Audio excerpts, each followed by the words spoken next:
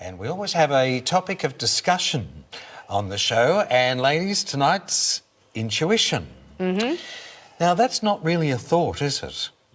It was at that moment, but it's but intuition's not really a thought, it's a feeling, isn't it? It's a feeling or a knowing, yeah. How do we know what we know? Don't know. How do we know there's someone else on the end of the phone? I don't know, I just know. The phone rings, that could be my mum. The kids answer, Nan's on the phone. How did you know? Don't know, just knew. It's people used to say it was that gut feeling, you know, mum's intuition, mum knows it, but everybody has it. Everyone's naturally born with it. Instinct. Some fine-tune it more than others. And there's no difference between me, you, or someone that says that they haven't got it. We're all born with it, but it's how we use it. Your intuition, does that rule nearly everything that you do? Absolutely. I do not. I teach the difference between intuition and my chatter, and I teach it quite openly. I give my chatter, which was something that Lisa actually taught us, to give that chatter a name. And she calls her chatter Veronica. So I'm just going to use that as an example. So I could say to myself, has the kids done the dishes when I get home? And I heard a big no before my question answered. So I know I'm going to go home to a sink full of dirty dishes. Now, if I'd finished that and went, no, they probably won't because they're probably all in bed and they wouldn't do it anyway, that's my chatter. So the answer I get before the question is finished is the answer I'll get all the time. Should I go down that dark alley? No. Oh, maybe I should. You know, it's quicker to my car down there instead of going all the way around the block. Bang, someone pinches your purse. I should have listened to my gut. So it's just basically listening to your inner voice. Inner voice. Getting in touch with you. Or my husband said something to me in the green room, very, very interesting. Why are women and men different as far as being psychics and mediums? How come there's more women in the industry than there is men? What a great question. Women overanalyse things. Men don't. Men make incredible, I'm not going to say, I'm not going to be judgmental and I don't want anyone ringing up, but men make incredible mediums because everything's black and white and they don't overthink it. We, as women, have to overanalyse absolutely everything.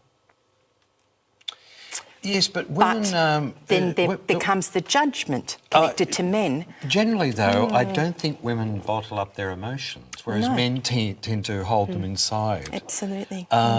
So in that respect, if there is an emotional reading taking place, well, I guess a woman's going to read differently, isn't she? She's going to pour out her emotions.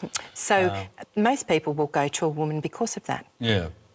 It's how women express themselves and the language. What do we speak 10 times the number of words to a man? So sometimes in a reading, it is you need more words. You need to navigate through the difficulty of the problem or the issue, or, you know.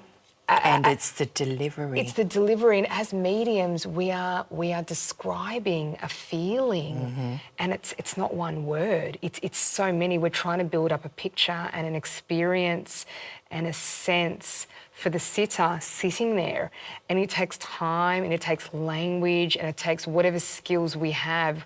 The spirit will use our own abilities. So I think as women and as men, we all operate differently based on our own experiences. So can I ask you about mind over matter? Yes. And you're in the corporate business, so you're being required in your job to think fast. You've got figures, you've got international contacts.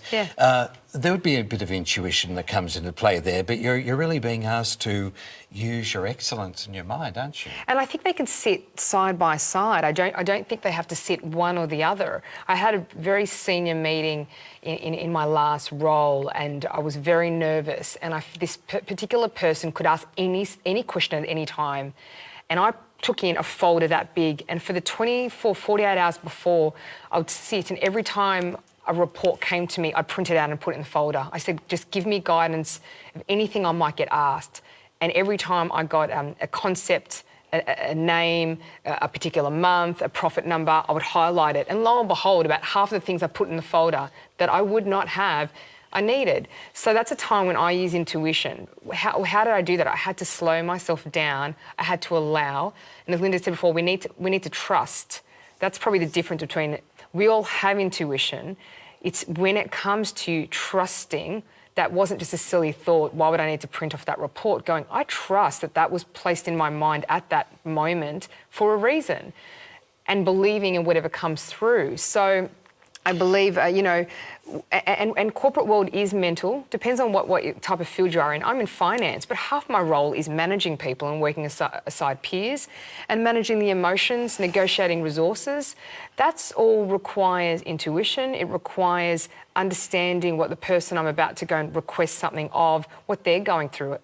What do they bring to work? Are they stressed? Are they annoyed? Are they anxious? So you have to navigate the left brain stuff with the right brain. You're very sensitive and caring in saying that. But even today, I was watching a woman lose it in the shopping centre, a little bit of mental illness.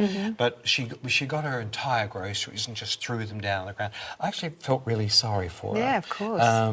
But on analysing and looking at her, I felt there was a little bit of mental illness there. So it's not at that point that her intuition was perhaps a good move.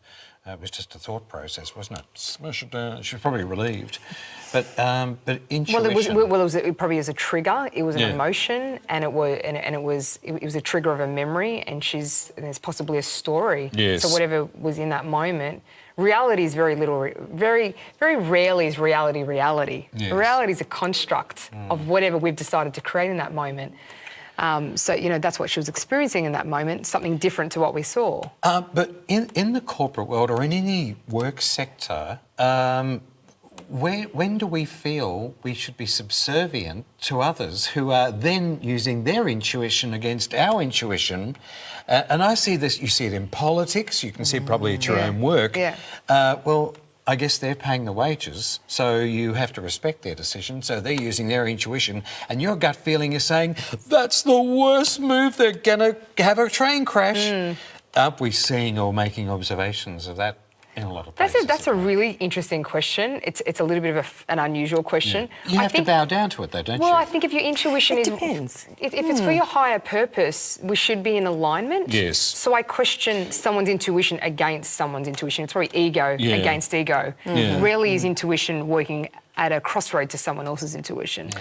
Unless it's, you look at law or police officers that would, they study evidence, but they've got to live by their intuition.